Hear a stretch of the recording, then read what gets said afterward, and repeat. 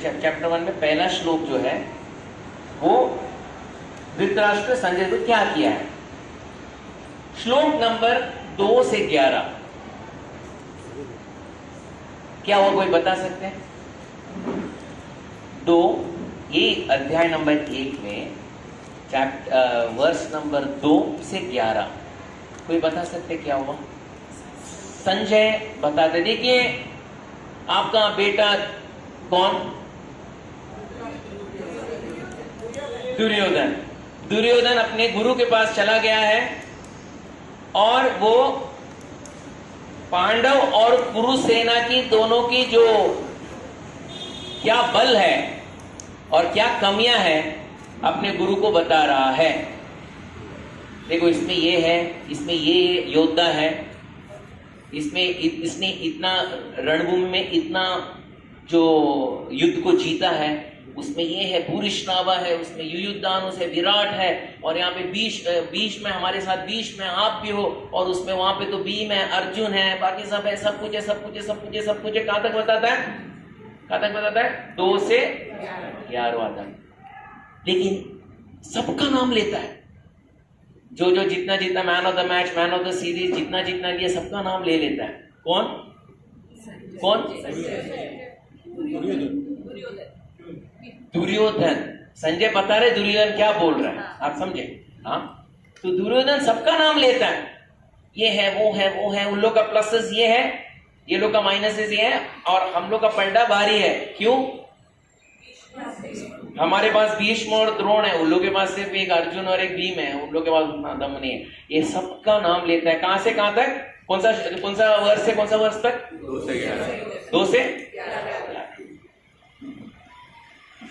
एक व्यक्ति का नाम लेना भूल जाता है। दुर्योधन सबका नाम लेता है, एक व्यक्ति का नाम लेना भूल जाता है। कौन? भगवान। हाँ, भगवान कृष्ण का नाम नहीं लेता है। लेकिन देखा जाए तो man of the series, man of the match, main coordinator, umpire, everything, वो वहीं पे बैठे हैं, उनका नाम लेने वो भूल जाता। सबका नाम ले लेता। उसने क्या किया, इसने क्या किया, उसने क्या किया, ये डिस्क्रिप्शन। भगवान श्री कृष्ण का नाम नहीं लेता। तो वर्ष नंबर 2 से 11 क्या है, लिख लीजिए। दोनों पक्षों का तुलना कौन करता है? दुर्योधन। आप आपके लैंग्वेज में लिख लीजिए, आपको मालूम पड़ जाएगा।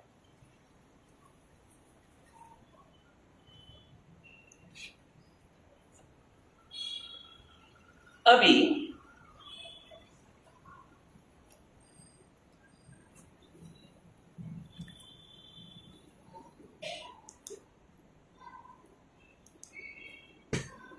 श्लोक नंबर 12 से 19 क्या होता है? इसने सब विवरण कर दिया, वो लोग ये है, लेकिन हमारा पलड़ा भारी है। किसको बोलता है दुर्योधन? किसको बोलता है? द्रोणाचार्य। देखिए नाम बहुत कुछ रहेगा, लेकिन नाम के ऊपर हम समझ लीजिए, कोई प्रॉब्लम नहीं, अपने गुरु को बता देते। ये सुनते ही पितामह भीष्म अपना शंखनाद शुरू कर देते हैं। और प्रभु फिर शंखनाद, एक बार भीष्म पितामह ने शंखनाद शुरू कर दिया तो सभी अपना शंखनाद शुरू कर देते हैं। कौन? कुरु सेना शुरू कर देता है शंखनाद। बोले अभी 1 2 3 गेट रेडी गो, अभी एक दूसरे को मारना है। उस समय ये 12 और 19 के श्लोक के बीच में एक श्लोक, एक वर्ष निकलता है, वो है वर्ष नंबर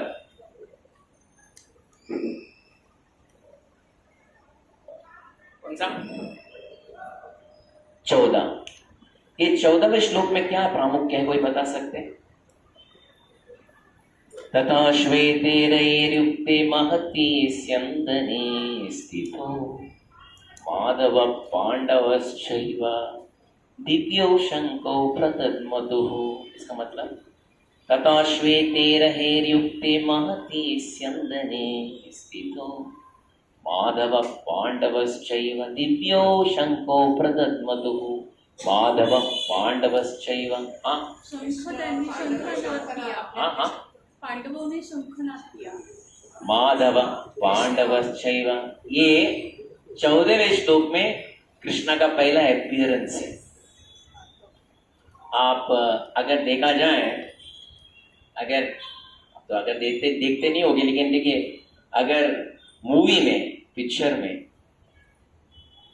अगर हीरो का एंट्री बताना है, पूछ रहा हूं, हीरो का एंट्री, सीधा हीरो आया तो वो एंट्री में उतना दम नहीं रहता, तो क्या करता है कैमरामैन, क्या डालता है पहला, उसके पहले गाड़ी खुलता है और बाहर निकलते हैं, एक पैर दूसरा पैर, फिर स्लोली कैमरा ऊपर चले जाता है, फिर मालूम पड़ता है ये हीरो है।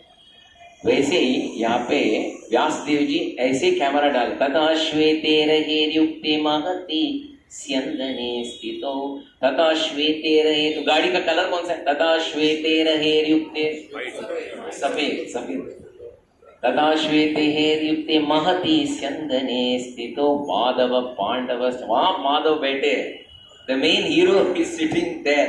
ये कौन सा कितना श्लोक में है, 14। तो 12 से 19 में श्लोक सब अपना अपना शंखनाद हो जाता है, और यहां पे 14वें श्लोक में भगवान श्री कृष्ण का पहला इंट्रोडक्शन है। आपने किया?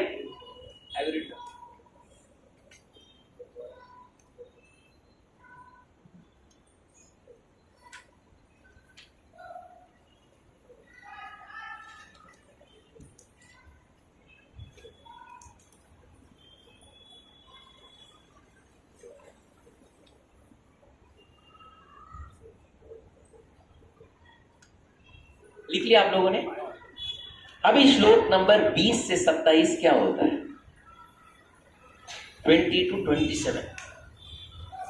सब लोग शंख बजा दिए, शंखनाद हो गया, और शंखनाद ये लोग का, देखिए अक्षौहिणी सेना कितनी थी बताओ, सबके पास शंख था, जो नीचे खड़े हैं सब सैनिक है उनके पास भी शंख था, जो महारथी है उनके पास भी शंख था। कौरवों ने शंखनाद किया, उसके बाद तत्पश्चात पांडवों ने शंखनाद किया। जब कौरवों ने शंखनाद किया उसमें कुछ इफेक्ट नहीं था, एकदम शायद उन्होंने कुछ खाना नहीं खाया होगा या उपवास में थे, पता नहीं। लेकिन जब पांडवों ने शंखनाद किया, देखिए संख्या भी देखिए, कौरवों की 11 अक्षौहिणी थी और पांडवों की कितनी, 7। अब ये संख्या तो कम है पांडव, लेकिन उन लोग ने शंखनाद किया। जब ये लोग ने शंखनाद किया, हृदयानी व्यधारयथ, हृदयानी सभी कौरवों का जो हृदय है, व्यधारयथ, हृदय के 2 टुकड़े हो गए। अगर थोड़े हार्ट पेशेंट होता तो वहीं पे अटैक पे आके वो निकल भी जाता था, ऐसा था वो। क्यों? भाई सभी पांडवों ने शंख तो बजाया, भगवान कृष्ण ने पांचजन्य का घोषणा किया, सब लोग ने किया, लेकिन साथ में जब शंख भी बज रहा था, एक व्यक्ति की भी एक गर्जना हो रही थी पांडवों के शंखों के साथ। कोई बता सकते कौन? हनुमान जी। हनुमान जी कपिध्वज। जब ये लोग शंख बजा रहे, हनुमान जी जोर से चिल्ला रहे। जब हनुमान जी चिल्ला रहे तो समझ लीजिए, वो जब चिल्ला रहे थे, जो कुरु सेना में जितने भी घोड़े थे, हाथी थे, वो लोग ने अपना पेट साफ कर दिया। आप समझे? तो कुरु सेना को समझ में नहीं आया, सडनली सबको इतना डायरिया कैसे हो गया, यानी उतनी गर्जना, उतना जोरदार शंख था। उसके बाद सब शंख रख दिए अपने अपने जगह में।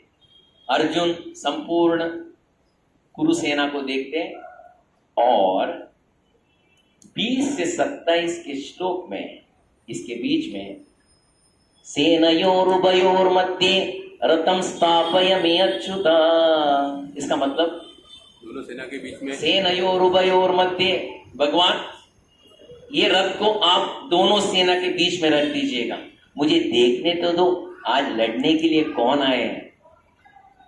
ठीक है, as you order my lord. भगवान ने सभी घोड़ों को हाँका और रथ को बीच में रखा। लेकिन भगवान देखिए बहुत होशियार है, वो बीच में रखे, दोनों सेना के बीच में अर्जुन का रथ को, लेकिन किसके सामने रखे पता है? अगर वो कर्ण, दुशासन या दुर्योधन के सामने रखते तो अर्जुन तभी तभी रेडी हो जाता था, चलो युद्ध शुरू हो जाना चाहिए। वो जानबूझ के भगवान ने क्या किया, रथ को किसके सामने रखा, भीष्म और द्रोण के सामने रखा और बोले अरे देखो अर्जुन तुमने बोला वैसे ही मैंने किया, देखो भीष्म और द्रोण के सामने मैंने रख दिया। 20 और 27 के बीच में यही है कि भगवान संपूर्ण रथ को, रथ बोलता है आगे कर, क्योंकि कौन कौन लड़ने के लिए तैयार है मुझे देखना है। और जब अर्जुन खास करके भीष्म और द्रोण को देखते हैं, सडनली उनको समझ में नहीं आता है मैं युद्ध किसके लिए कर रहा हूं, इन दोनों को मुझे मारना पड़ेगा, ये तो नहीं होगा। 20 से 27 में अर्जुन के हृदय में करुणा जागृत होती है। 20 और 27 में रथ को आगे लेके जाते, बीच में लेके आते और अर्जुन के हृदय में करुणा जागृत होती है। लिख लिया आप लोगों ने?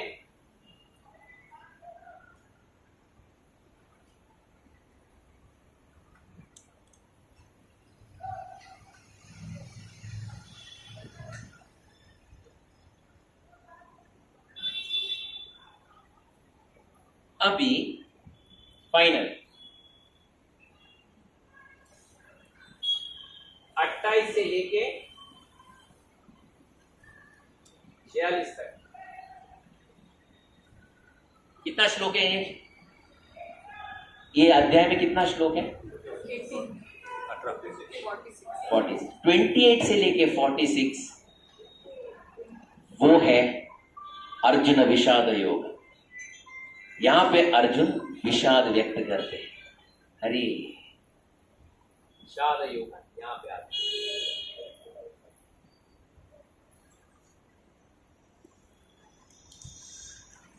ये 28 से 46 तक का उसको भी हम डिवीजन करते हैं थोड़ा आपको समझने के लिए, ठीक है?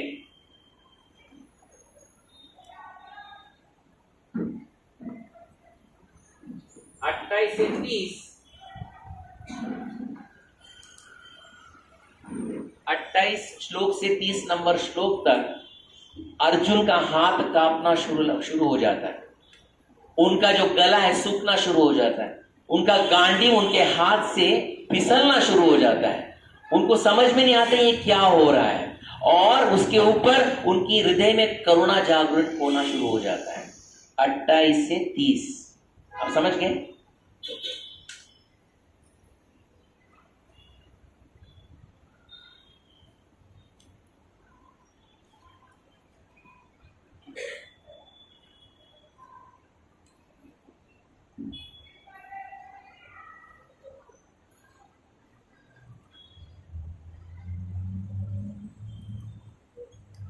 इकतीस से 35 श्लोक लिख लीजिए। 31 से 35 नंबर श्लोक में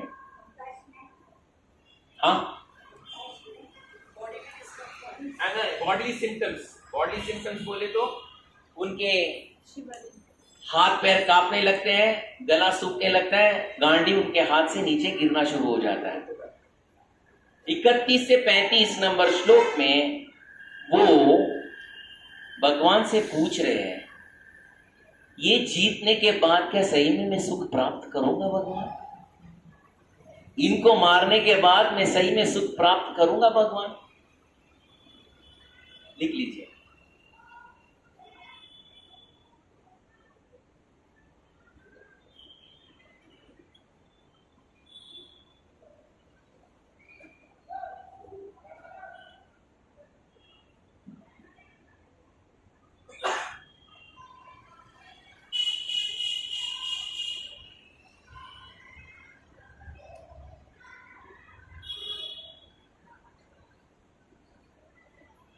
छत्तीस से 36 से 39 श्लोक तक वो भगवान को बताते हैं भगवान ये अगर मैं कार्य किया तो इसमें बहुत बड़ा पाप है, ये पाप को कौन साफ धुलाई कौन करेगा? इतने सब खून खराबा होने के बाद, ये लोग सब मारने के बाद, और खास करके मेरे गुरु द्रोणाचार्य और मेरे पितामह भीष्म को मारने के बाद मुझे क्या वो राज्य चाहिए? मुझे वो राज्य नहीं चाहिए भगवान। कौन सा श्लोक से कौन सा श्लोक तक? 36 से 39। बहुत पाप लगने वाला है।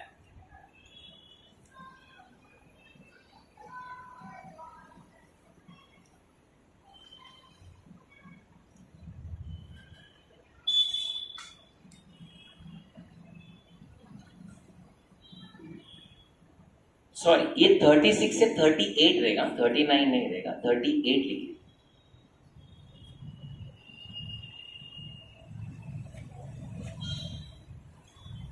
और 39 से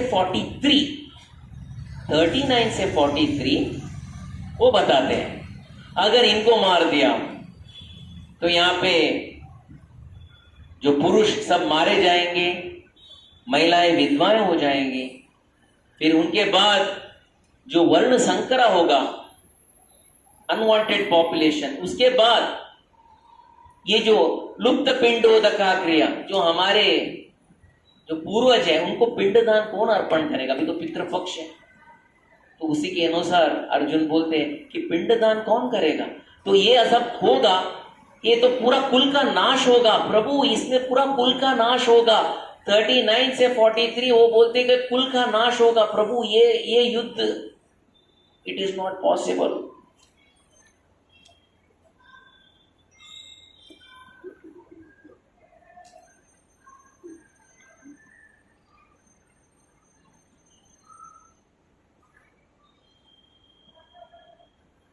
अभी कितना बचा श्लोक? कितना श्लोक बचा? 44 to 46 अर्जुन अपना हाथ उठा देते हैं। भगवान, मैं ये युद्ध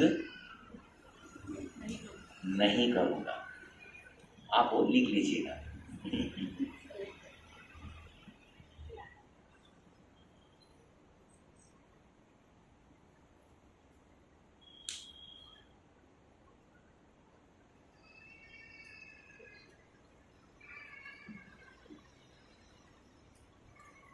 इसके ऊपर किसी का कोई प्रश्न?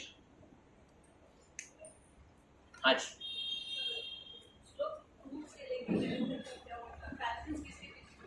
हाँ, दोनों सेना का कंपैरिजन आर्मीज।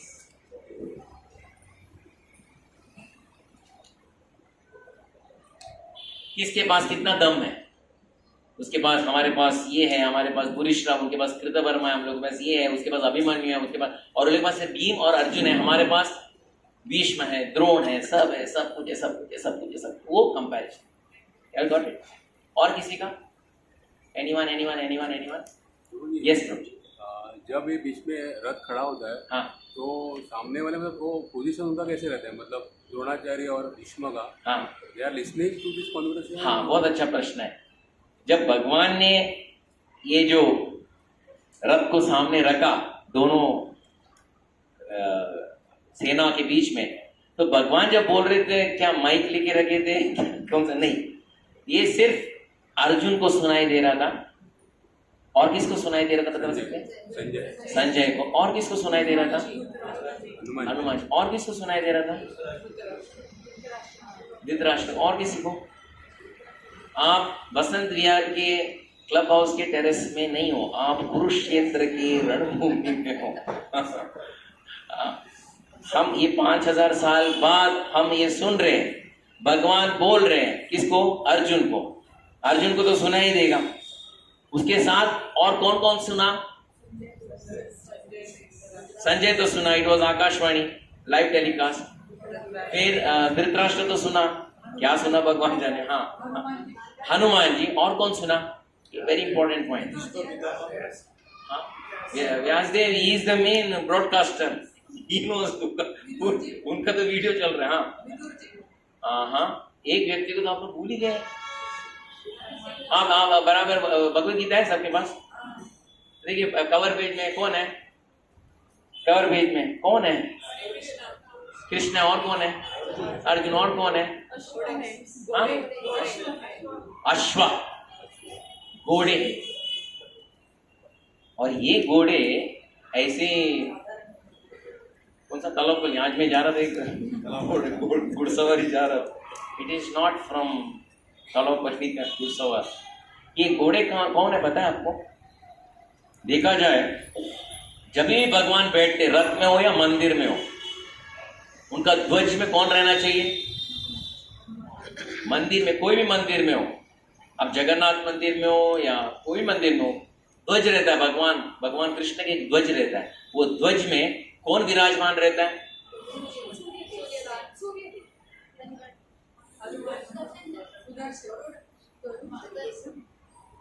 गरुड़ जी विराजमान रहते हैं, इसलिए हम गरुड़ ध्वजा बोलते हैं। लेकिन ये ध्वज में कौन विराजमान है? हनुमान। अभी गरुड़ जी कहाँ पे है? उन्होंने ये 4 घोड़ों का रूप उन्होंने लिया। तो इसलिए ये सुनने के लिए, भगवत गीता की सुंदर वाणी सुनने के लिए वहां पे गरुड़ जी भी है, हनुमान जी भी है, अर्जुन भी है, भगवान कृष्ण भी है। तो जब गरुड़ जी और हनुमान जी स्वयं है तो डेफिनेटली वो लोगों को कोई हरा तो सकता ही नहीं। और भगवान कृष्ण स्वयं है, definitely there is not going to be any loss. यहाँ पे तो विजय ही विजय है। और किसी का कोई प्रश्न? Yes Prabhu ji. Lakshmi is always there in his वक्षस्थल। इसके ऊपर हम लोग बताएंगे आपको। देयर विल बी, अभी इसके बाद का जो सेशन होगा वही आज ही के दिन will come to that session about Lakshmi. और किसी का? यस प्रभु जी। वर्ण शंकर के बारे में जो वर्णन किया है, हाँ, अभी हम सोचते हैं ये सब क्षत्रिय थे वहाँ पर हाँ, वार करने वाले। हाँ, उनको तो जन्म से ही संस्कार वो सब होते हैं। हाँ, और क्षत्रिय स्त्रिया का भी व्यभिचार का कोई सवाल नहीं है। हाँ, हाँ। फिर भी ये वर्ण शंकर का रिस्क जो है अर्जुन ने कैसे? यस, वर्ण शंकर का प्रभु जी, क्योंकि जब ये जो पुरुषों का कोई संख्या ही नहीं है और स्त्रियां वहां पे अकेली है, that is that time Arjuna says there is a chance for a Varuna Shankara to happen, because when unscrupulous men will take advantage of the innocent people, और फिर ये वर्ण शंकर, और जिससे जो संतान उत्पत्ति होगी ये वर्ण शंकर से, वो फिर पिंड दान तो करेंगे नहीं और सब कुछ नरक में चले जाएगा और मैं उसका कारण रहूंगा। प्रभु इसलिए जल्दी रोक लीजिए। दैट इज व्हाट एक्चुअली क्या होता था। भगवान कृष्ण और प्रभु राम ये कार्य नहीं करते थे और उनके भक्त भी नहीं करते थे। जब भी कोई राजा दूसरे राज्य के ऊपर जीत जाता है, वो राजा का सब कुछ बन जाता है। आप समझे? Everything, right from all his family members become his made servants. लेकिन भगवान कृष्ण और प्रभु राम ऐसा कभी करते नहीं थे और उनके भक्त भी ऐसा नहीं करते थे। इसलिए अर्जुन सिंह जब इतने सब गए तो बाकी कोई आएगा और इसका कुछ गलत फायदा कोई उठा ना सके, इसलिए वो ये बात पता है। I hope you got my point. क्या और किसी का? Yes, which one? Time standing still. Yes, actually Prabhu ji इसके लिए समय आचार्य बताते भगवान को कितना टाइम लगा ये बताने के लिए? 45 मिनट्स टू 48 मिनट्स। हाँ, जब भगवान बता रहे थे, क्योंकि भगवान सबके हृदय में बैठे हैं, कौरवों के हृदय में बैठे, तो सबको उन्होंने म्यूट में डाल दिया, यानी कोई आवाज नहीं करने का, सब लोग तो सब लोग देखते ही रह गए। तभी उस समय महाभारत में इसका अच्छा वर्णन है। जब 45 मिनट हुआ और भगवान ने सब कुछ बता, अर्जुन करिष्ये वचनम, तो अभी आप जो बोलते मैं करने के लिए तैयार, वो रेडी हो जाते हैं। तभी दुर्योधन का हाथ खुल जाता है, बैटरी ऑन हो जाता है। वो बोलता है ये देखो, ये व्हाट इज दिस, ऐसे बैठे टाइम वेस्ट हो रहा है, सब क्या है, अभी सोच रहे हो कि कैसा भागने का, कौन से जगह से भागने का। तभी भीष्म ने बात बताया, बहुत अच्छी बात बताई। अरे क्या भागने की बात कर रहे हो? बोलते विधाता मुझे गंगा पुत्र भीष्म क्यों बनाया, मुझे कुंती पुत्र अर्जुन क्यों नहीं बनाया? अगर कुंती पुत्र अर्जुन बनाते तो भगवान केशव के 2 शब्द मेरे कर्ण रंध्र के अंदर तो प्रवेश होते। इतना बड़ा आयु लेकर क्या मतलब निकाला? जब भगवान कृष्ण को इतने अच्छी बात बोलते हैं तो मैं यहाँ पे खड़ा होकर तेरे बाजू में खड़ा हूं, ये भी बहुत बड़ा पाप है। लेकिन मुझे कुंती पुत्र अर्जुन के नहीं, विधाता मुझे ये सोचो भी मत कि ये भागने की सोच रहे, क्योंकि जब भगवान को रथम स्थापयामि अच्युता, मुझे बीच में ये रथ रख दो। तो भगवान बीच में रख दिए रथ को, बोले अर्जुन को देख लो, सबको देखो। फिर भगवान खुद खड़े हो गए, खुद खड़े हो गए रथ के ऊपर और सबका निरीक्षण किए, from one corner to another corner. किसका? कौरवों का। देखे, आंख बंद किए और खोल दिए। ये सूक्ष्मता से निरीक्षण से भीष्म पितामह ने किया, यानी बोले उनको पता पड़ा। आगे रथ को वहीं पे ब्रेक दे दिए और खड़े हो गए, यहां से वहां तक सब निरीक्षण किया और आंख बंद कर दी और खोल दी। इसका मतलब है अच्छे दिन हमारे पांडव के आने वाले हैं, हम खत्म हो रहे, दैट इज गुड। लेकिन दुर्योधन को ये नहीं था ना, वो सोच रहा था कि नहीं ये तो कभी मरने वाले नहीं है। कौन? भीष्म पितामह। अरे वो द्रोणाचार्य मरने वाले नहीं है। और पता है उनका एक कानून था, ये युद्ध सिर्फ कितना दिन चलेगा? सिर्फ 18 दिन चलेगा। क्योंकि तुम लोग को राज्य चाहिए ना, राज्य, मुझे टाइम नहीं है, मैं भिखारी लोग से झगड़ा नहीं करता। स्टेटस है भाई, वी आर डिग्निफाइड पीपल। तुम लोग के पास है क्या? लड़ने के लिए थोड़ी मैं नीचे उतरूंगा तो भिखारी लोगों से। इसलिए मैक्स टू मैक्स 18 दिन, और 18 दिन का अगर 19 दिन हुआ युद्ध का, 18 दिन का 19 दिन हुआ तो कौन जीता?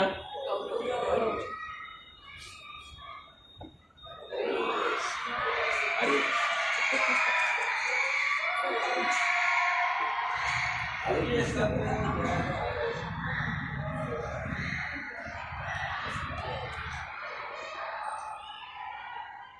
कीर्तन प्रभु जी,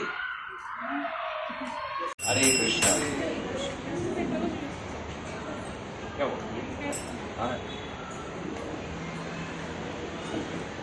और किसी का? प्रभु जी, प्रभु जी आई करना क्वेश्चन यहाँ करेगा। हरे कृष्णा। तो प्रभु जी देखिए,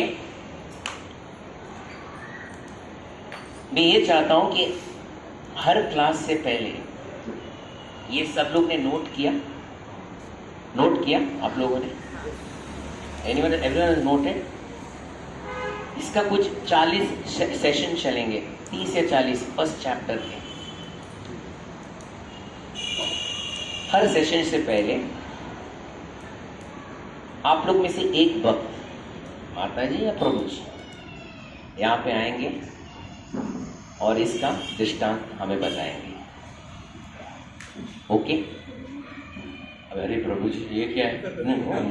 ये मैं ये नहीं बोल रहा हूं कि आप बायार्ड करके आओ, आप भले बुक भी लो, बुक देख के भी पढ़ के बताओ।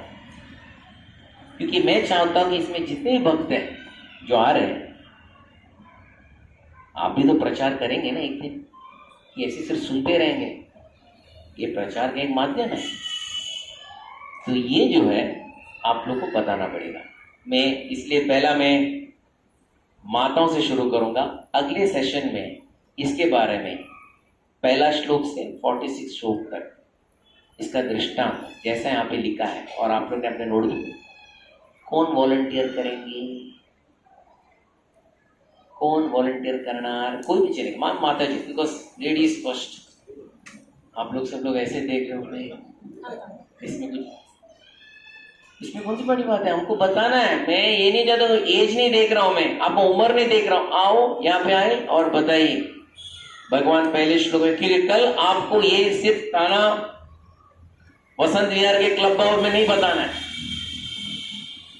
बाहर पूरा दुनिया खुला है और कई लोग को पता भी नहीं है भगवत गीता क्या है, आपको वहां जाके बताना है। So is volunteering?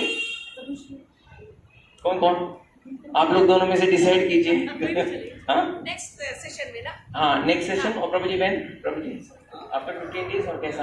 हाँ, 15 दिन है माता जी आपका। हाँ, करेंगे ना? Okay, no problem. Thank you very much माता जी। सब हाँ तो माता जी के लिए 2000 तालियां बजाइए, हरी बोल। Okay, thank you. उसके बाद प्रभु जी का टर्न आएगा, वो लोग आके यहाँ पे आके बताएंगे इसके बारे में।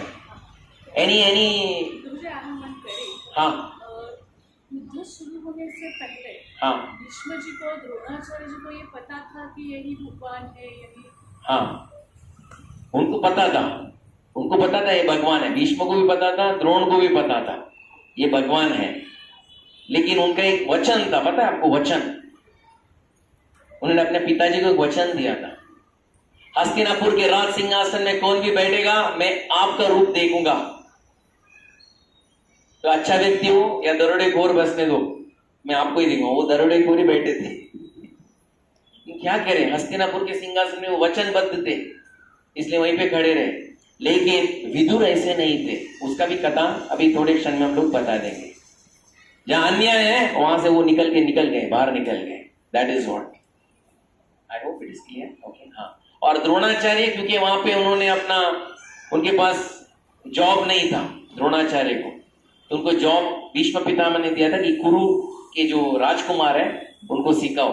105 है आपके पास, एक क्लास में 105 स्टूडेंट्स हैं, सबको आप धनुर्विद्या सिखाओ। तो वो भी वहां पे बंधे हुए थे, इसलिए वो वहीं पे थे। कुरु, उनको पता था भगवान कृष्ण सब कुछ करेंगे, लेकिन हम विवश हैं। दैट इज, और किसी का everything is clear? Everything is clear? और किसी का कोई प्रश्न नहीं?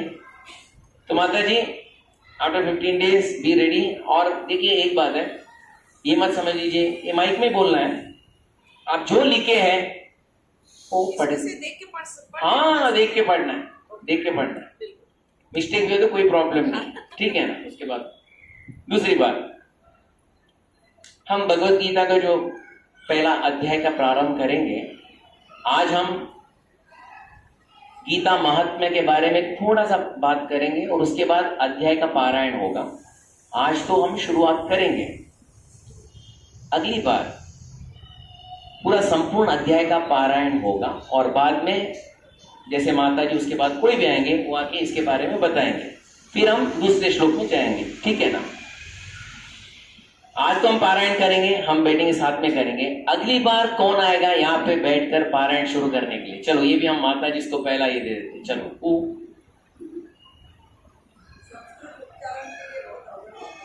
चालेल, काही प्रॉब्लेम नाही है ना। अरे व्हेरी गुड, तालियां दोन जोरदार।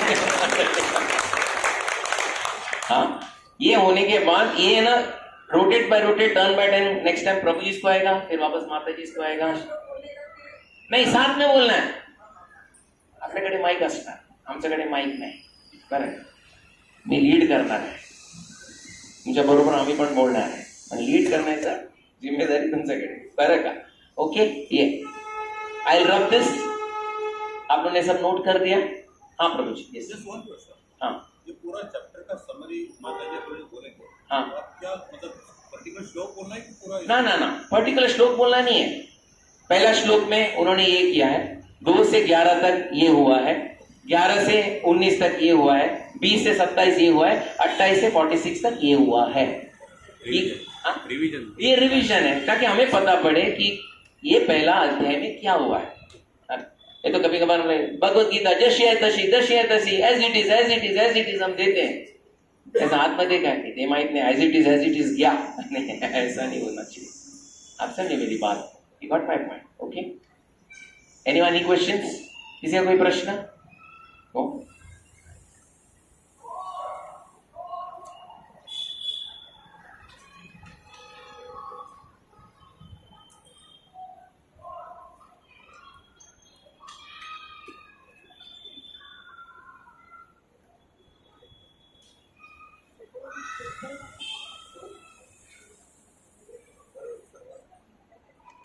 देखिए, भगवत गीता का जो महात्म्य है, इसका जो क्या महात्म्य है भगवत, ये कहां पे वर्णन किया है? गए क्लास में बताए थे, कहां पे वर्णन किया भगवत गीता का महात्म्य? पद्म पुराण। पद्म पुराण में भगवत गीता का महात्म्य बताया गया है। कहानी बहुत बड़ा है, मैं संक्षेप में बोलूंगा। ये कहानी है पद्म पुराण में, जहां मां पार्वती भगवान भोलेनाथ भूत भावन से पूछ रही है प्रभु मुझे भगवत गीता का जो रहस्य है मुझे बताइए। कौन पूछ रहा है? यहां किससे पूछ रहे हैं? शंकर जी से। शंकर जी बोलते हैं हाँ बता दूंगा, क्योंकि भगवत गीता ये तो भगवान स्वयं है। और वो एक कहानी बताते जो वैकुंठ में हुआ था, जहां पे भगवान नारायण और मां लक्ष्मी के बारे में बीच में वार्ता हुई थी, जहां पे भगवान नारायण स्वयं मां लक्ष्मी को बताते हैं श्रीमद् भगवत गीता। ये सब किसमें, कौन से पुराण में है? आप देखिए लिखते जाइए जो मैं बोल रहा हूं, क्योंकि ना ये वो बोलते हैं ये भगवत गीता और मेरे शरीर में कोई अंतर नहीं है। पहला 5 अध्याय मेरे 5 मुख के समान है। It is like my 5 faces. दूसरा 10 अध्याय मेरे 10 भुजाओं के समान है। 16वां अध्याय मेरे उदर के समान है। It's like my stomach. और 17वां और 18वां अध्याय मेरे चरण कमलों के समान है। Repeat. Yes sure sure, no problem no problem no problem. हाँ हाँ पर अरे सांग ना, काही प्रॉब्लम नाही। हाँ हळू सांग, नो प्रॉब्लम। देखिए, अरे आप जो बोलते हैं मैं करने के लिए तैयार हूं। देखिए, भगवान विष्णु मां लक्ष्मी को बोलते पहला 5 अध्याय भगवत गीता का मेरे मुख के समान है, 5 मुख के समान है, बरोबर। बाकी के 10 अध्याय कैसे? मेरे 10 भुजाओं के समान है। ठीक है, लीला पुढे जाओ, आप लिख रहे हैं ओके। 16वां अध्याय उनका उधर बोले उनका पेट के समान है। और 17वां और 18वां अध्याय चरण कमल के समान है। हाँ झालं। भगवान बताते हैं लक्ष्मी जी को भगवत गीता का एक अध्याय नहीं हुआ तो एक श्लोक नहीं हुआ तो आधा श्लोक, अगर आधा श्लोक भी नहीं हुआ 1/4 श्लोक भी व्यक्ति को वैकुंठ जाने के लिए शक्ति देता है। आप समझे? परत सांगू, भगवान विष्णु लक्ष्मी जी को बताते हैं भगवत गीता का संपूर्ण अध्याय का पारायण, संपूर्ण अध्याय नहीं हुआ, आमच्याकडे वेळ नाही, 1 श्लोकचा पारायण, अगर 1 श्लोकाला पण वेळ नाही, काय आधा श्लोक पण वेळ नाही, अभी वो भी हुआ है, आधा श्लोक मिळला है, मोबाईल मध्ये वेळ आहे पण आधा श्लोक पण वेळ नाही। हाँ बरोबर। कितना? फाइनल टू फाइनल 1/4 1/4 यानी आधा भी 1 श्लोक पढ़ लिया, वो व्यक्ति को वैकुंठ जाने की उसके एनओसी मिल जाता है। चलो आपने लिख लिया? Okay no problem. भगवान बताते हैं जो सद्गति सुशर्मा को मिला है वो किसी को भी मिल सकता है। जो सद्गति सुशर्मा को मिल सकता है वो किसी को भी मिल सकता है। अभी प्रश्न आता है प्रभु जी सुशर्मा कहाँ का है? बिहार का है क्या, यूपी का है क्या, मध्य प्रदेश का, हिमाचल का है क्या, महाराष्ट्र का, कहाँ का है, कहाँ का है? यही प्रश्न लक्ष्मी जी पूछते हैं। अरे मुझे बताया नहीं ये सुशर्मा कौन है? कौन पूछा था लक्ष्मी जी कहाँ पे है? प्रभु जी ने पूछा। कौन, किसने पूछा? लक्ष्मी जी। हाँ प्रभु जी, हाँ यहाँ पे लक्ष्मी जी पूछ रहे सुशर्मा, वो आधार कार्ड नंबर कुछ पता है? ओ सुशर्मा। भगवान सुशर्मा का कहानी बताते हैं, सुशर्मा का कहानी बताते हैं। वो बताते हैं सुशर्मा नामक एक ब्राह्मण था, सुशर्मा नामक एक ब्राह्मण था। ब्राह्मण तो था लेकिन कार्य शूद्र से भी एकदम बदतर था। वो 2 कार्य करता था, पठन पाठन यजन याजन भक्ति नाम जब कुछ नहीं। एक तो था वो है ना, कौन सा वो दाढ़ी माड़ी, वहीं पे बैठा रहता था, और समझ लो बार एंड रेस्टोरेंट में बैठा रहता था। मीन्स मांस का सेवन करता था और नशीली पदार्थ का सेवन करता था। कौन था ये सुशर्मा कौन था? एक ब्राह्मण था। देखिए बहुत इंपॉर्टेंट है, एक साधारण कोई व्यक्ति ऐसा कार्य करता है तो नो प्रॉब्लम, लेकिन जब ब्राह्मण ये कार्य करता है तो प्रॉब्लम थोड़ा ज्यादा ही है। क्यों? कोई बता सकते हैं? क्यों बता सकते हैं? कोई बता सकते हैं क्यों? कोई भी चोरी किया तो चलेगा, उसको पुलिस 1-2 झापड़ मारेगा और इसे अंदर भी डालेगा, उससे पैसा भी ले लेगा। लेकिन सपोज एक IAS ऑफिसर ने चोरी किया तो क्या होता है? वो कम्युनिटी को, suppose on IAS officer committed a big scam, तो क्या होता है? तो उसको ज्यादा जुर्माना भरना पड़ता है। अगर साधारण व्यक्ति तो 2 साल, तो IAS ऑफिसर को 8 साल, क्योंकि इतना सब प्रोविजन देने के बाद भी तुमने चोरी किया, तुम्हें ज्यादा जुर्माना। उसी तरह सब लोग करते नहीं, अगर ब्राह्मण अगर कार्य ऐसा करता है उसको ज्यादा जुर्माना। उसका कार्य क्या था पता है सुशर्मा का? वो जो सूखे पत्ते हैं ना, जो झाड़ से गिरते हैं, उसको इकट्ठा करता था, सूखे पत्तों को, और जाके बेचता था, मार्केट में बेचता था सूखे पत्तों को। और जो पैसे मिलते थे उससे क्या करता था? 2 ही कार्य करता था, मांस का सेवन और नशीली पदार्थ का सेवन।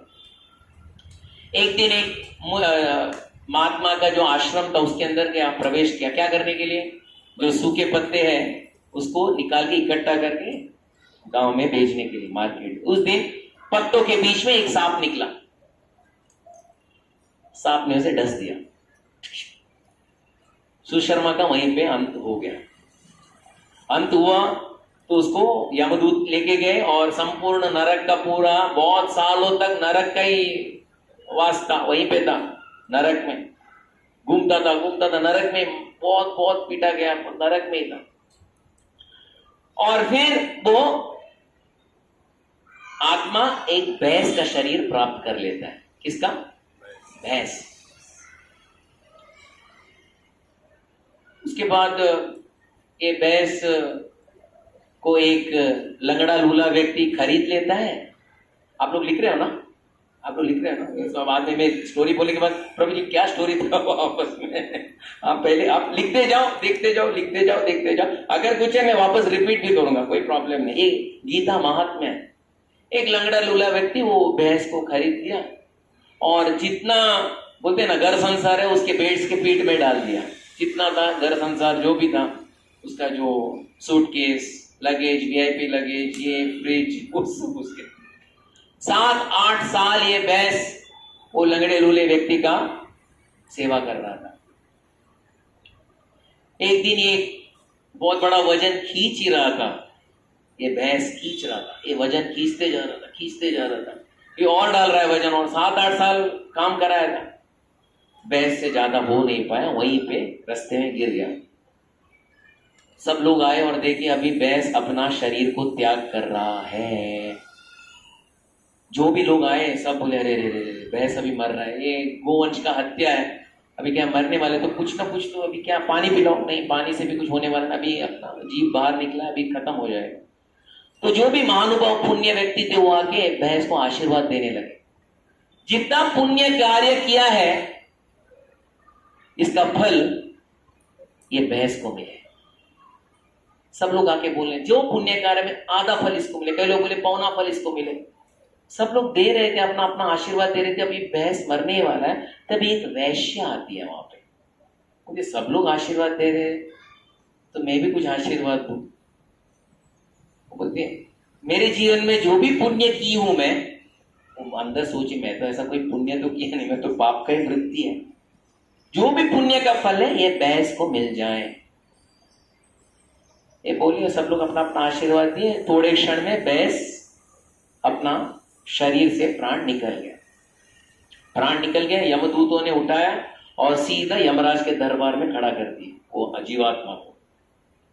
यमराज वो जीवात्मा को देखे और बोले, देखिए आप अभी भैंस के शरीर में थे, भैंस के शरीर से और अधम शरीर में जाने वाले थे, लेकिन एक व्यक्ति ने कहा कि उनका पुण्य का फल आपको जाना चाहिए, इसके कारण आपका अभी और नीचे की योनि में आप नहीं जाएंगे, आपका वापस मनुष्य जन्म में आपका ये आत्मा मनुष्य जन्म के अंदर जाएगा और खास करके ब्राह्मण के परिवार में चला जाएगा। तो आत्मा पूछता है, बहुत लोगों ने आशीर्वाद दिया, किसका आशीर्वाद आपने स्वीकार किया?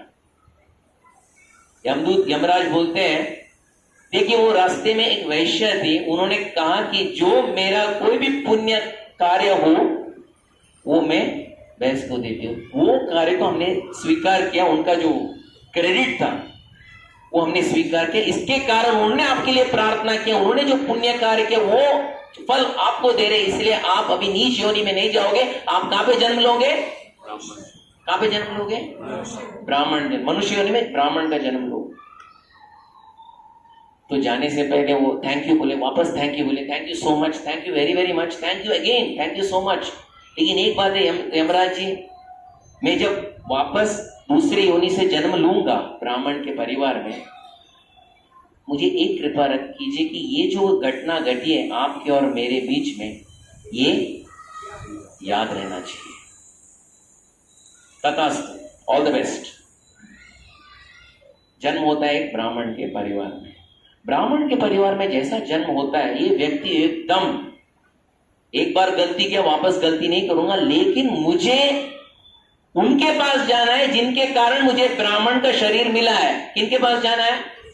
वो वैश्य के पास जाना है। तो उन्हें पता पड़ता है क्योंकि वही जगह में उनका जन्म हुआ था जहां पे उन्होंने अपना शरीर पहला त्याग किया था। तो वहां पे आए और ढूंढने लगे और वहां पे वैश्य थी।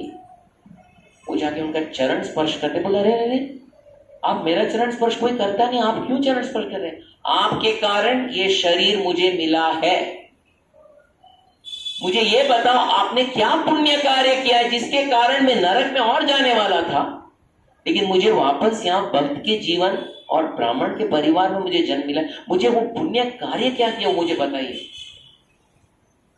वैश्या बोलती है, देखो बेटा, मेरा कार्य बहुत हीन कार्य है, इसमें कोई पुण्य तो नहीं है, पाप से भरा हुआ है। ऐसे कैसे हो सकता है? जब कौन गारंटी और सर्टिफिकेट किसने दिया था? यमराज ने दिया। तो सही में आपने सही में बहुत अच्छा कार्य किया है। ऐसा तो नहीं बेटा, मुझे तो पता नहीं, लेकिन एक बात पता है, मेरे घर में एक पिंजड़ा है और उसमें एक तोता है। तोता रोज संस्कृत में कुछ बोलता है। मैं तोते का जो बात सुनते सुनते मैंने भी संस्कृत सीख लिया जितना जो था, और उसके कारण ये जो वृत्ति थी, रोजी रोटी जो कर रही थी मैं, उसको मैं समाप्त कर दिया। अभी मैं वो कार्य नहीं करती। वो बोले, कौन सा श्लोक है? क्या श्लोक है? तो ऐसा करो, मेरे साथ आ जाओ। वो पिंजड़े के पास जाते हैं और तोते से पूछते हैं, तुम क्या श्लोक रटती हो? दोनों आते हैं पिंजड़े में, तोता बैठा है, बोलते हैं, अब संस्कृत में क्या बोलते हो? तोता अपना कहानी बताना शुरू कर दिया। देखिए, मेरा भी बहुत बड़ा कहानी है, ये आप याद रखिए माता जी, क्योंकि ये कहानी मैं बता रहा हूं आप लोग याद, क्योंकि अगले सेशन में एक व्यक्ति श्लोक बोलेंगे, एक इसका मैपिंग करेंगे और तीसरा ये कहानी भी बताएंगे। आप समझे? अभी बोला, अरे प्रभु जी बहुत भारी हो गया, ये भगवद गीता क्लास नहीं, ये तो टॉर्चर क्लास है, इंटरोगेशन क्लास है। तोते ने बोला, देखिए बहुत बड़ा कहानी है, मेरे पहले जन्म में मैं एक ब्राह्मण परिवार में जन्म लिया था। उस समय बहुत बड़ा घमंडी ब्राह्मण था, और घमंड के कारण सबका तिरस्कार करता था, सबको मैं नीचा देखता था और सबको मैं तिरस्कार करता, गालियां भी देता था। मुझे समझ में आता था कि मैं सबसे सर्वश्रेष्ठ हूं, बाकी सब हीन शीन है। उसके कारण मेरी मृत्यु तो हो ही गई और बहुत सारे समय मुझे नरक में बिताना पड़ा। उसके बाद बहुत भाग्य से एक तोते का जन्म मिला। तोते का तो जन्म मिला, लेकिन कार्य इतना हीन था कि जन्म होते ही मेरे माता और पिताजी दोनों तोते थे, दोनों मारे गए। मैं अकेला था। मध्याह्न का कड़ी धूप था और मैं रेती में ऐसे लोटपोट हो रहा था, रो रहा था। उस समय एक ऋषि मुनि आए, मेरे ऊपर करुणा दिखाए और मुझे उठाए और लेके गए अपने घर पे, एक पिंजरे के अंदर रख दिए। ऋषि मुनि के कई बच्चे थे, सब मेरे साथ खेलते थे और रोज सुबह सभी बच्चे साथ में बैठते थे और साथ में कितना श्लोक बोलते थे?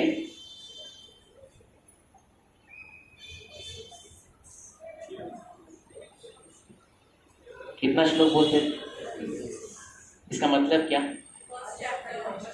पहला अध्याय का पारायण करते थे। क्योंकि मैं तोता हूं, हेलो बोले तो तोता भी हेलो बोलता है, हाय बोले तो हाय बोलते हैं। जो यहाँ पे पहला अध्याय का धृतराष्ट्रोवाच धर्मक्षेत्रे कुरुक्षेत्रे समवेता युयुत्सवा मामकापान, ये रटना शुरू कर दिया। सीखते सीखते सीखते थोड़े दिन में बच्चों के साथ बैठकर तोते को कितना श्लोक कंठस्थ हुआ?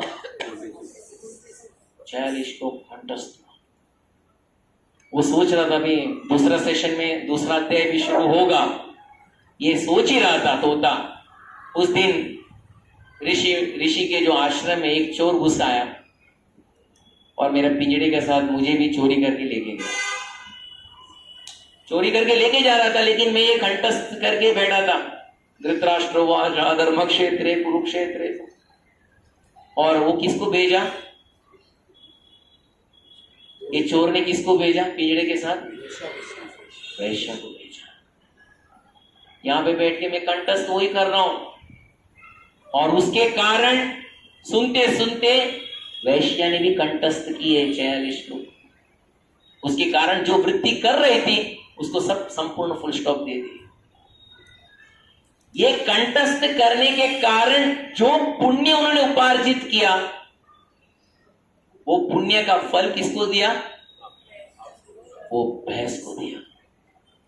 और वो भैंस अगले जीवन में कौन निकला? ये जो आप मेरे सामने खड़े हो ना, आप निकले। उस समय ब्राह्मण, वैश्य और वो जो तोता संकल्प लिए, सांस बंद होने तक हम ये 46 श्लोक हम बोलते ही रहेंगे। तीनों ने कंठस्थ किया, इसके ऊपर ही ध्यान कर रहे थे, उनको उससे आगे पता नहीं था। करते करते करते करते करते देह त्याग करने के समय तीनों को कौन आए? एयर इंडिया, लुफ्तांसा, वैकुंठ विमान। आइए बैठिए, विल गो टू वैकुंठ। ये कहानी कौन किसको बता रहा है? हाँ, ये पूछना इंपॉर्टेंट है। अपने प्रभु आप हम लोग बताते नहीं, ये प्रभु नारायण लक्ष्मी को। ये है पहले अध्याय का महात्म्य।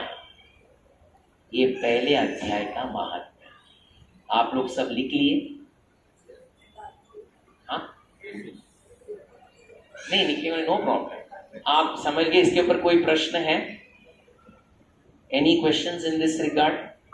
अच्छा ये बताइए, ये भी मैं माता जी को ही देता हूं, अगली बार ये महात्मा कौन बताएंगे? प्रभु जी ये तो बहुत भारी हो गया भगवत गीता क्लास। सब हम लोग को तो सीधा आप एकदम पहले रहता था ना, वो कौन सा टीचर आते थे और चलो होमवर्क कम। हाँ, कौन बोलने के लिए तैयार है? कोई? नो प्रॉब्लम, गलती भी हो तो नो प्रॉब्लम। हाँ, इंग्लिश में चलेगा, Hindi, Gujarati, Marathi, Kannada, anyone, anything will do, no problem. Anyone आप करेंगे तो जोरदार तालियां माता जी के लिए। Hare Krishna, thank you so much. एक कहानी के ऊपर किसी का कोई प्रश्न है क्या? कहीं पे आपने लिखने में कोई वहीं पे रुकावट लाए ताकि मैं आगे बढ़ते गया, आई वॉज फास्ट फॉरवर्ड, कुछ है आप लोग को? हाँ, वो इनका आया कहां से? वैकुंठ से। Vaikunth, that is not Pushpak विमान। पुष्पक विमान इज रावण विमान। दिस इज वैकुंठ विमान।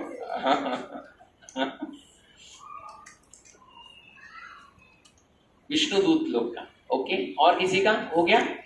नो प्रॉब्लम, ठीक है। Okay, I just tell you one thing. आज हम ये करने का प्रयास करेंगे भगवान का जो भगवद गीता का पारायण। उससे पहले ये जो पहला श्लोक है, धृतराष्ट्रोवाच धर्मक्षेत्रे कुरुक्षेत्रे समवेता युत्सवा मामका पांडवाश्चैव किम अपूर्वत संजय। धृतराष्ट्र कौन है? आप लोग से मैं पूछना चाहता हूं, हु इज धृतराष्ट्र? हम बोलते धृतराष्ट्र है वो अंधा। Who is he? Who is Dhritarashtra? Very strong. Okay, और कौन है ये Dhritarashtra? Who is he? Kaurav के पिता। ओके, फादर, पांडु का बड़ा भाई। ओके, और ओके, हस्तिनापुर का राजा, किंग। और विचित्रवीर्य का बेटा। हाँ, विचित्रवीर्य। हाँ हाँ, आप थोड़ा आगे गए। Okay, very good. अच्छा, ये कौन है मालूम है? धृतराष्ट्र कौन है पता है आपको? ये कौन है पता है आपको?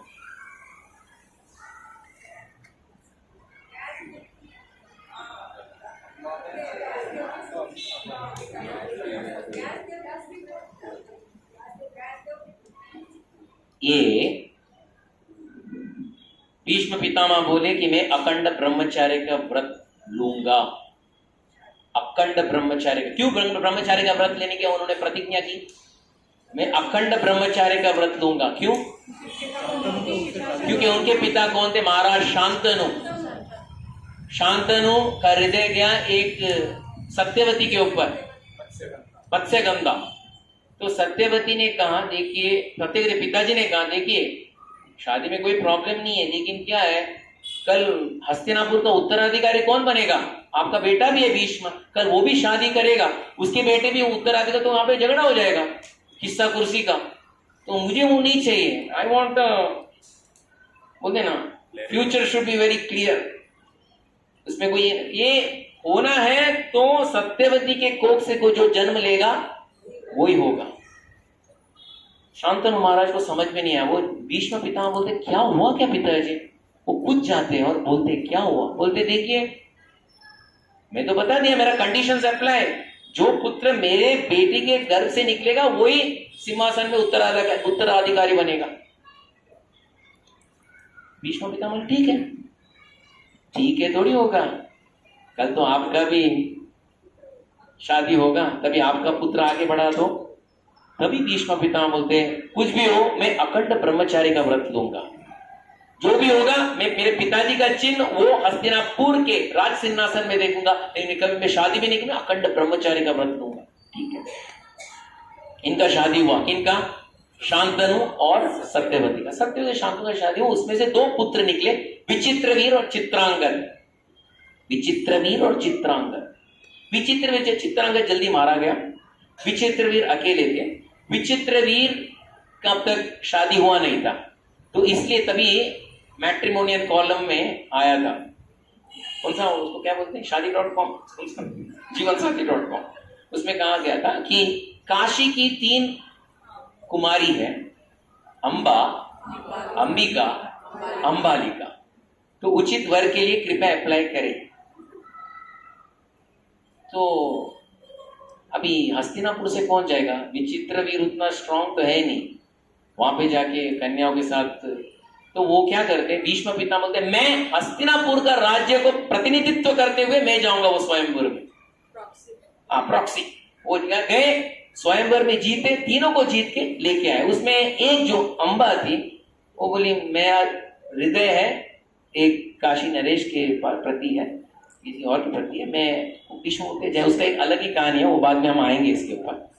ये दो अंबिका अंबालिका के साथ विचित्रवीर का विवाह होता है। विचित्रवीर का विवाह होता है, लेकिन विचित्रवीर के कोई संतान प्राप्ति नहीं होती है। विचित्रवीर कुछ रोग के कारण कुचल बसते हैं, सिंहासन खाली है। सत्यवती किसके पास जाती है? भीष्म के पास जाती है। भीष्म, 2 कन्याएं हैं, आप विवाह करो। नहीं, ब्रह्मचार्य का व्रत। बोले नहीं, क्योंकि मैं भीष्म प्रतिज्ञा, मैंने प्रतिज्ञा मेरे पिताजी के सामने ले, मैं कभी ये शादी नहीं करूंगा। नहीं, आपको करना पड़ेगा। नहीं माते, आप उनको पुकारो जो बोले थे कि जब भी आप उनको पुकारेंगे तो वो आएंगे। किसको पुकारो? व्यासदेव, भगवान बादरायण। क्योंकि पराशर मुनि सत्यवती के गर्भ में एक पुत्र का पहले जन्म लिए दिए थे, वो व्यासदेव। व्यासदेव बोले थे, माते आप जब भी मुझे पुकारोगे मैं आऊंगा। व्यासदेव आते हैं यहाँ पे हस्तिनापुर में, बोलते हैं बेटा संतान चाहिए। तो माते थोड़ा समय दो, मैं अभी तपस्या में था, मैं शेव भी नहीं किया, मेरा हाल देख के लोग डर जाएंगे, आप थोड़ा समय तो दो। हस्तिनापुर के पास समय नहीं है, वो कन्याएं रुकी है, संतान प्राप्ति होनी है। ठीक है माते, कक्ष में बुलाओ। पहले जाती है अंबिका, अंबिका जाती है। व्यासदेव अपना मुंह नहीं दिखाते हैं। जब मुड़ के अपना मुंह अंबिका को दिखाते हैं, अंबिका डर जाती है। डर के कारण अपना आंख बंद कर देती है। व्यासदेव अपनी दिव्य शक्ति से उनके गर्भ में संतान को उत्पन्न करने के लिए वीर्य को संभाल के रखते अपने दिव्य शक्ति से। कक्ष से बाहर निकलते, बाहर सत्यवती खड़ी है। होगा ना संतान? माते संतान तो होगा, लेकिन अंधा होगा। अरे ये क्या अंधा? उसके बाद क्यों अंधा? क्योंकि जैसे वो मुझे देखी, क्या की उसने? आंख बंद कर दी। शीघ्र ही सत्यवती कहां दौड़ती है पता है? अंबालिका के पास। बोलते अभी आप कक्ष में जा रहे हो, हाथ जोड़ के कहती हो क्या मत करना, आंख बंद मत करना। ठीक है, वो आंख खोल के अंदर जाती है। व्यासदेव देखते हैं, आंख बंद तो नहीं करते, डर के मारे, क्योंकि व्यासदेव तपस्या करे आदि बद्री में, शीघ्र ही उनको बुलाया गया था।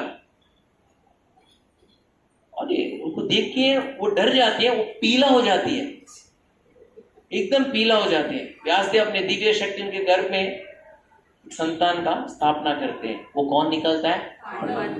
पांडु रोग था, क्योंकि पीला हो गई थी मां। बाहर आते बोलते ये तो अंधा तो नहीं निकलेगा ना? नहीं मां, अंधा तो नहीं निकले, लेकिन पीला रोग तो रहेगा।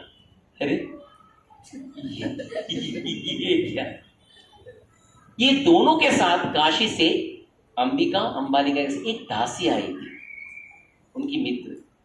सत्यवती बोलती है देखो बेटा तुम अभी जाओ। वो अंदर जाती है, व्यासदेव को देखकर पहले उनके चरणों में सीधा दंडवत प्रणाम करती है।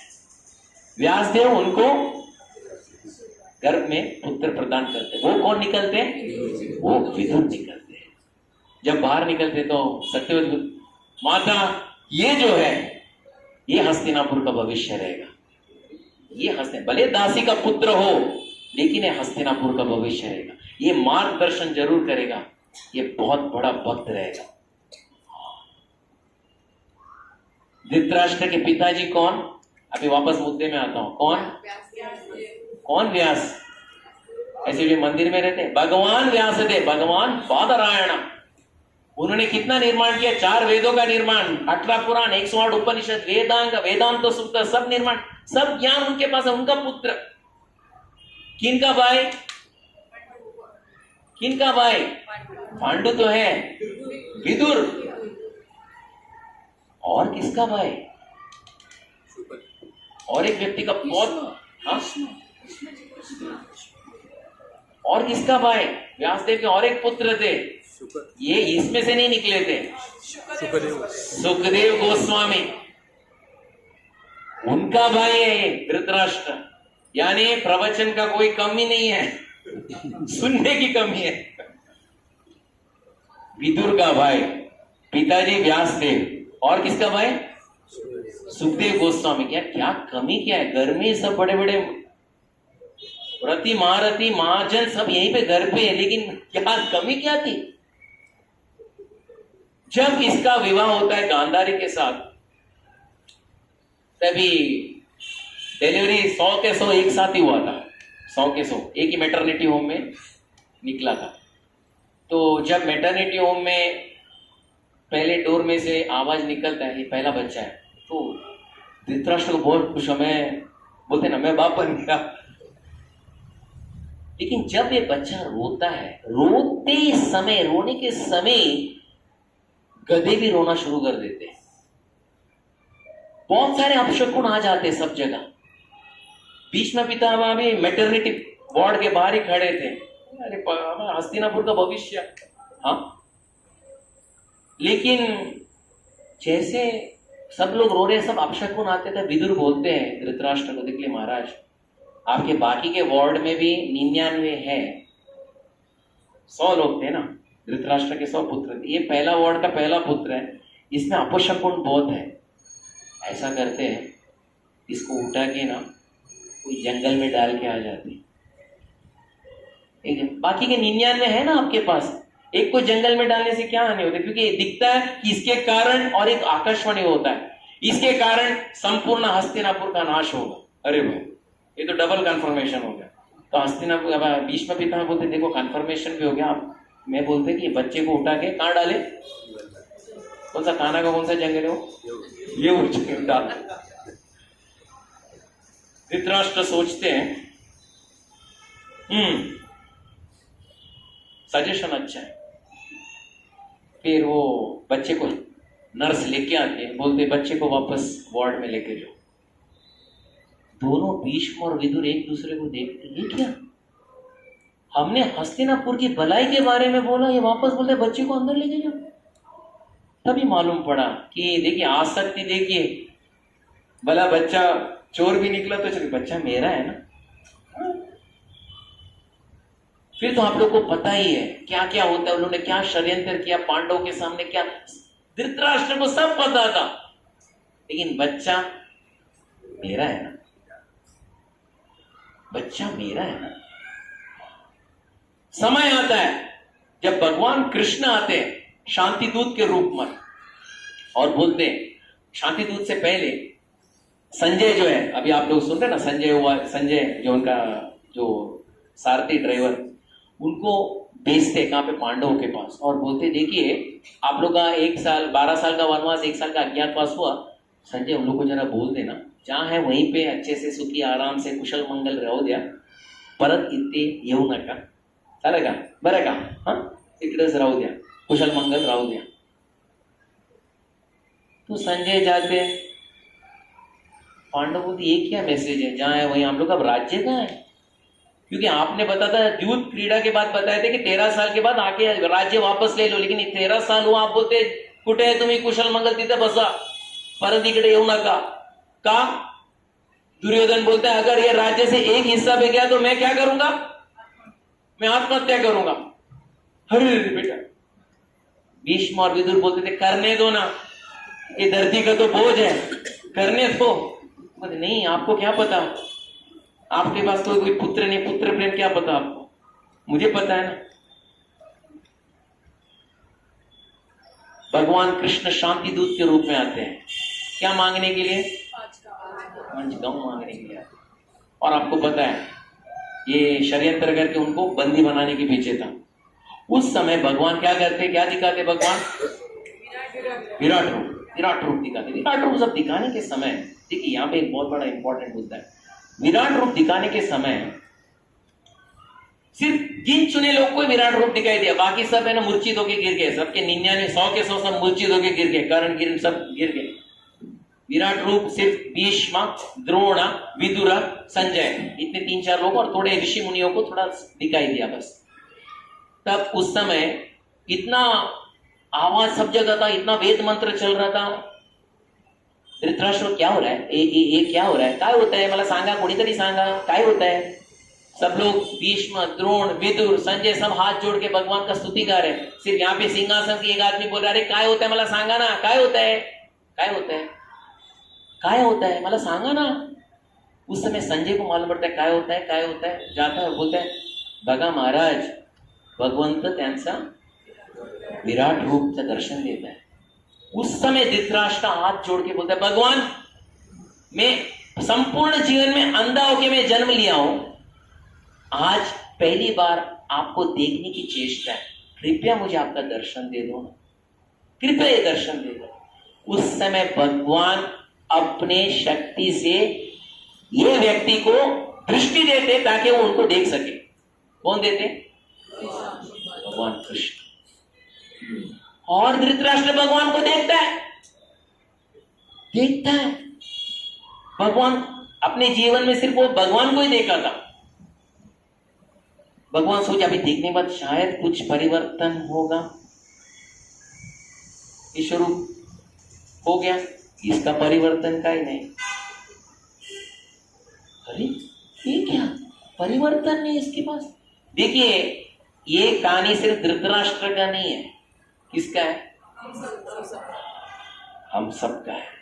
हम वो धृतराष्ट्र वो पागल था वो हमको देखिए धृतराष्ट्र वो भी हंसता रहेगा, तुम मेरे को पागल बोल रहे हो, मेरे को तो आप लोग पागल।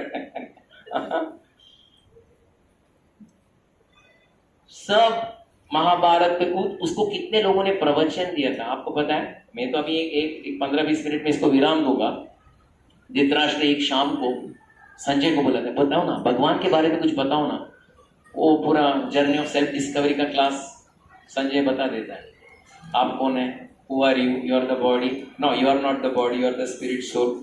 Why good things happen to bad people? Why bad things happen to good people? What is karma? What is law? How to be Krishna conscious at home? How to offer food and prasadam? Dhritarashtra बोला, क्या प्रवचन था संजय, और बोलो और बोलो और बोलो और बोलो, बहुत अच्छा लग रहा है, और बोलो। संजय और बताता है, और 1-2 घंटा बताता है, संजय भी थक जाता है। फिर वो विदुर को बुलाते, आज लगता है महाराज का हृदय परिवर्तित होगा, शायद पांडवों को पूरा हस्तिनापुर उठा के दे देंगे शायद, क्योंकि मेरे पास, मैं तो एक सारथी हूं, मैं ड्राइवर, में कितना प्रवचन दूंगा आप। तो विदुर भी बैठ के, एक शाम का समय शुरू हुआ था, शाम से लेके 9 बजे तक संजय ने प्रवचन दिया। 9 से लेके मध्य रात्रि तक कौन प्रवचन देता है journey of self discovery? Vidur. Vidur देते, विदुर भी देते। अरे क्या बोला विदुर, अरे आप लोग भी कभी कभार एक्सपीरियंस किया होगा ना, जब प्रवचन देते, अरे काय काय छान बोलताय तुम्ही, आणखी सांगा। अरे प्रभूजी काय तर माला वाला तर करा, नाही तुम्ही सांगा, ऐकायला खूप आनंद वाटते है ना। कई लोग आप आपके जीवन में देखा होगा, काय वाट ऐसा ही था धृतराष्ट्र, ऐकायला काय आनंद वाटते। विदुर भी देखा 12-1 बजे तक और बोलो बोलते, मैं बोल के पूरा फिलोसफी तो बोल इसको और भी समझ। तो बोले शायद क्योंकि मैं दासी का पुत्र हूं, शायद मेरे पास उतना कुछ पवित्रता नहीं है, मैं सनत सुजाता को बुलाता हूं। वही सनत सुजाता, कोई बता सकते वही सनत सुजाता, कोई बोल सकते वही सनत सुजाता। सनत सुजाता एक बहुत बड़े एक ऋषि मुनि है, एक बहुत बड़े एक आरण्य में वो तपस्या कर रहे हैं, और इतने महान ऋषि, इतने बड़े महान भक्त हैं कि जब नरसिंहदेव भगवान प्रहलाद के सामने खड़े हो गए, प्रत्यक्ष हो गए, उस समय प्रहलाद महाराज सनत सुजाता का नाम लेते हैं। मैं भगवान सनत सुजाता के समान नहीं हूं, सनत सुजाता उतने महान भक्त है। तो विदुर सोचे शायद सनत सुजाता को बुलाऊंगा तो शायद धृतराष्ट्र के हृदय में परिवर्तन होगा। सनत सुजाता एक कॉर्नर में जाते बोलते, सनत सुजाता आप जल्दी आइए। मोबाइल था नहीं, एक अंतर मन के कॉल से उनको बोला, सनत सुजाता आ जाते हैं। मध्य रात्रि से लेके कब तक? सूर्य उदय तक जर्नी ऑफ सेल्फ डिस्कवरी। आप कौन है? आप जीवात्मा है, आप ये भगवान कृष्ण परम देवोत्तम पुरुष है। हाउ टू बी कृष्ण को प्रसाद कैसा रखना चाहिए, how to be, what is karma, what is love, सब सुना है।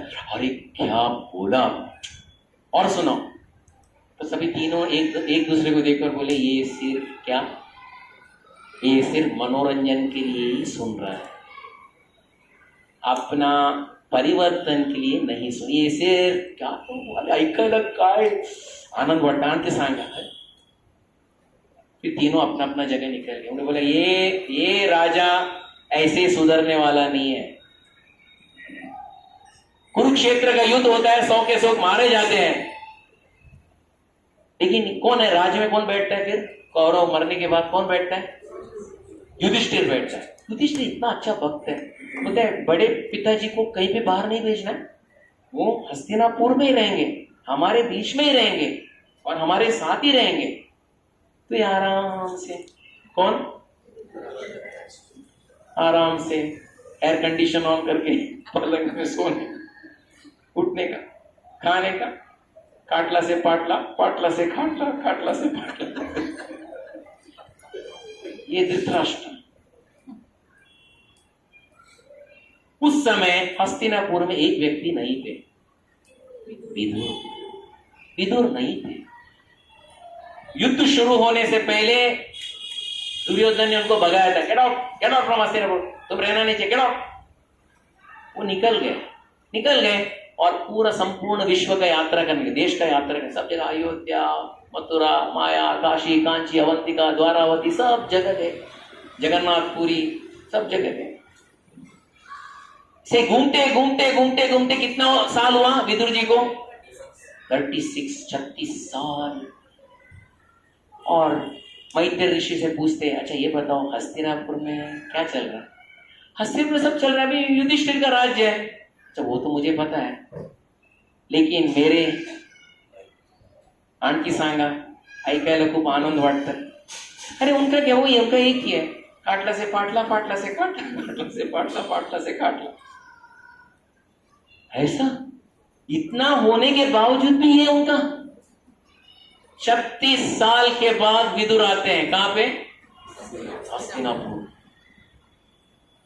महाभारत पता, देखिए एक व्यक्ति हमारे से 36 साल पहले बिछड़ के चला जाता है और 36 साल के बाद हमारे सामने हम पहचान भी पाएंगे क्या उनको? हम पहचान भी पाएंगे हम उनको? नहीं। 36 साल के बाद महाभारत, भागवत बोलता है कि वो थोड़े दिन के लिए हस्तिनापुर में थे। महाभारत बोलते हैं कि विदुर जी हस्तिनापुर में एक रात के लिए आए थे। और जब वो आए हस्तिनापुर, पूरा रेड कारपेट वेलकम था। कौन रेड कारपेट वेलकम दे रहा है विदुर जी को? अरे काका आप कहां थे? अरे आप सब 5 पांडव उनको उठा के सिंहासन में बिठाते, उनका चरणामृत करते, उनको बोलते आप कहां पे थे, क्या खाए थे, आप इतने समय कहां थे? वो हाँ सब ठीक है सब। बोलते शाम हो जाती है और शीघ्र वो अपने कक्ष में, आपका वो रूम आपका ही है, अब तक हमने कुछ किया, आप वहीं पे, मास्टर बेडरूम आपका ही है, हाँ ठीक है। वो मास्टर बेडरूम में थोड़ी जाते हैं, नाम के लिए गए लेकिन बाहर आए और कहाँ गए? कौन सा बेडरूम में गए? हाँ, काटला से पाटला, पाटला से काटला का बेडरूम। बोले क्या है, शर्म नहीं आती? शर्म नहीं आती? तुमको शर्म आता है? किसके पुत्र हो तुम? भगवान बादरायण, भगवान व्यासदेव के पुत्र। किसके भाई हो? मेरे भाई हो। अरे मुझे छोड़ो, सुखदेव गोस्वामी के भाई हो, जिनको तुम मारने की चेष्टा की थे बचपन से। आज वो लोग जो टुकड़ा फेंकते हैं रोटी का, तुम कुत्ते की तरह खाते हो, कुछ शर्म तो करो। इतने साल कोई उसको इतना एकदम भीषण गाली दिया ही नहीं था, तो 2 समय के लिए वो सदमे में गया। एक कौन है मुझे रात में उठा के गाली दे रहा है? एक कौन है? आवाज में पहचान नहीं पाए? कौन है? आपका विदुर। अरे आप क्या कर रहे हो महाराज?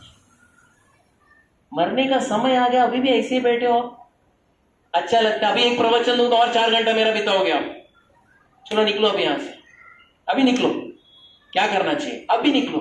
नहीं, मैं जरा युधिष्ठिर को बोल के आता हूं ना, मैं निकलता हूं। युधिष्ठिर को कभी बोलना नहीं है, क्योंकि युधिष्ठिर छोड़ेगा आपको निकलने के लिए। अभी का अभी निकलना है। कैसा निकलना है? वो मैं टिकट का अरेंजमेंट किया है, आपको निकलना है। वो खड़े हो जाता है, पीछे से गांधारी आती है, आगे विदुर, पीछे कौन? विदुर के पीछे कौन? धृतराष्ट्र के पीछे कौन? गांधारी के पीछे कौन? कुंती। अभी निकलते हैं। कहाँ पे? हम सप्त स्रोत में निकलेंगे। सप्त स्रोत, व्हाट इज सप्त स्रोत? सप्त स्रोत, आज भी वो सप्त स्रोत जगह है। कई भक्त बोलते हैं वो हरिद्वार में, लेकिन आचार्यगण बोलते हैं वो गोमुख में। गोमुख देखे आप लोगों ने? जहां मां गंगा का उगम होता है, पहला दर्शन होता है, वहां पे आता है तो चलो सुखासन में बैठो, पद्मासन में बैठो, भगवान का ध्यान करो। कैसा करने का विदुर? मैं बताता हूं, अभी करो। वो करना शुरू करता है। विदुर के संग के कारण उसके हृदय की जो कलमश थे वो कम होते होते होते होते जाता है। वो थोड़े दिन में जल और अन्न बंद कर देता है। अपना शरीर सिर्फ वायु से चला रहा था, उसके बाद वायु भी बंद कर देता है और अंदर का जो अग्नि है उसको प्रज्वलित करता है। शरीर का अंदर का जो अग्नि है उसको प्रज्वलित करता है। वो अग्नि से अपना शरीर को भस्म कर देता है। जब शरीर को भस्म कर देते हैं, वो अग्नि के अंदर कौन प्रवेश करता है? That is the end of Dhritarashtra. जब विदुर ये देखते वो रोने लगते हैं। क्यों रोने लगते? क्यों रोने लगते? इससे बड़ा सौभाग्यशाली कोई व्यक्ति था पूरे संसार में? पिताजी कौन? व्यास। भाई कौन? सुखदेव गोस्वामी। मैं भी एक छोटा भाई। इतना उपदेश दिया है, सिर्फ मनोरंजन के लिए सुना, अपने जीवन में आचरण नहीं किया। चलो, something is better than nothing, कुछ ना कुछ तो करके अपना जीवन तो रोने लगते। That is the end of Dhritarashtra. Prabhupada बताते अपने परपट में 5000 साल पहले सिर्फ एक धृतराष्ट्र था। आज कलयुग में हर घर में एक धृतराष्ट्र है। हम लोग सोचने सही में मैं भी वो कैटेगरी में आ रहा हूँ। धृतराष्ट्र जितना हो सके ये शरीर के माध्यम को कम करते हुए भगवान के प्रति ज्यादा आकर्षण करते हुए हम ये भगवत भक्ति को प्राप्त कर सकते हैं। नहीं तो हम भी धृतराष्ट्र है। इसके पर कोई किसका कोई प्रश्न? ठीक है, यस।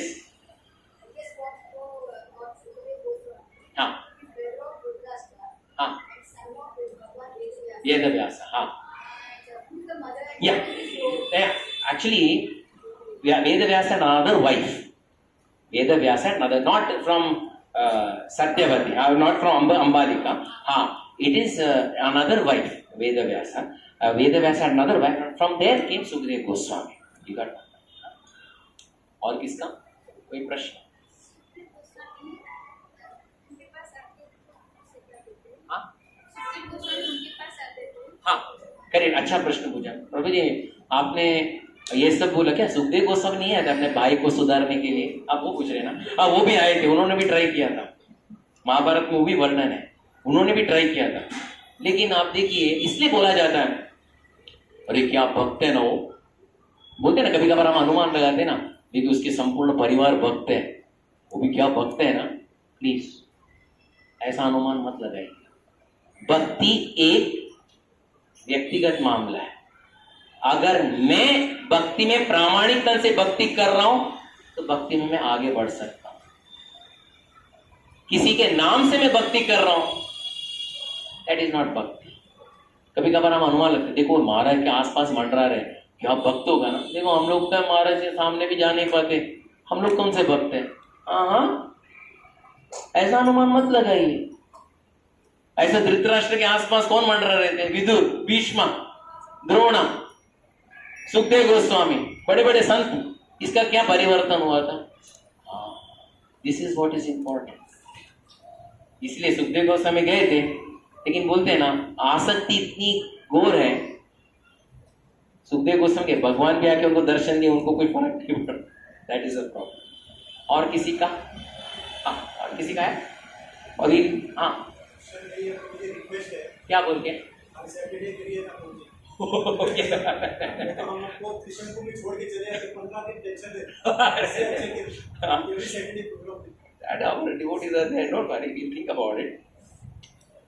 किसी का इसके ऊपर प्रश्न है? यस। हाँ, देखिए, very good question. Dhritarashtra was born blind, वो तो अंधा था, लेकिन गांधारी आप बोलते वो क्यों नहीं समझाए ये? Is it because like इतना it was like guided with आसक्ति? हाँ नहीं, मैं बताता हूँ। गांधारी वो शिव भक्ति नहीं थी, लेकिन देखिए ऐसे तो कई माताएं भी हैं, ये सभा में भी हो बाहर भी हो, जो पति का सेवा करते हैं। पति कुछ भी गड़बड़ करने दो, लेकिन पति का सेवा करते हैं, वो पातिव्रता धर्म है। We have to salute the pativrata dharma of Gandhari. हर बार बता रहे थे प्रभु आप गलत कर रहे हो, गलत कर रहे हो। बीवी का सुनता कहां था, लेकिन वो अपना कार्य कर रहे थे। That is what is more important. पातिव्रता धर्म का पालन, ये सुनता ही नहीं है तो क्या करें? ये एक सुनते, वो भगवान का नहीं सुनते तो पत्नी का क्या करें? हाँ हाँ, ये बहुत अच्छी बात है। अगर पट्टी खोल के दुर्योधन को अच्छे से वो पालन पोषण करते तो दुर्योधन अच्छा व्यक्ति बनता था, वो सही बात है। ये रिकमेंडेशन अच्छा है लेकिन क्या है, दुर्योधन जैसा जन्म लिया था, उनसे भी ज्यादा सोचने वाले क्या बोले थे महाराज को? ये विलेज मध्ये टाका, that was the best suggestion. लेकिन ये सुनने के लिए तैयार नहीं। सब षड्यंत्र उनके सामने होते, वो बोलती है नहीं ये गलत है। देखिए कभी घर पे भी ऐसा रहता है, एक व्यक्ति रहता है बोलते हैं ये गलत है, हम कितने सुनते हैं? क्योंकि उनका कुछ बोलने का पावर नहीं होगा इसलिए सुनते हैं। लेकिन बाद में जब हाथ जलाने के बाद उसका याद आता है, अरे जो बोला था सही था, हम सुने नहीं, वो हमारा प्रॉब्लम है कि नहीं? I hope I have answered your question. और किसी का? एनीवन? Yes sir. हाँ, ये बहुत अच्छा प्रश्न है। क्या धृतराष्ट्र भगवत धाम में प्रवेश कर दिए?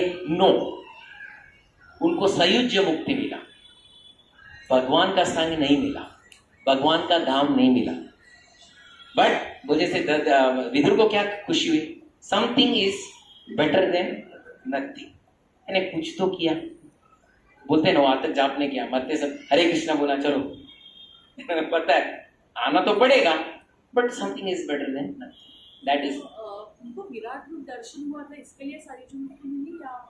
हाँ, एक विराट रूप तो दर्शन हुआ, एक तो है। दूसरी बात है भक्त का संग मिला।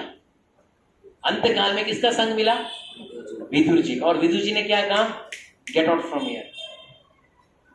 ये वो विदुर का बात सुना ना, आखिर में तो सुनना पड़ा, नहीं तो कौन इसका आवाज सुनते बैठेगा? इतना गाली दे रहा था, चलो निकलो, गेट आउट। वो नम्रता के कारण भगवान ने इसके ऊपर थोड़ा कृपा बरसाई।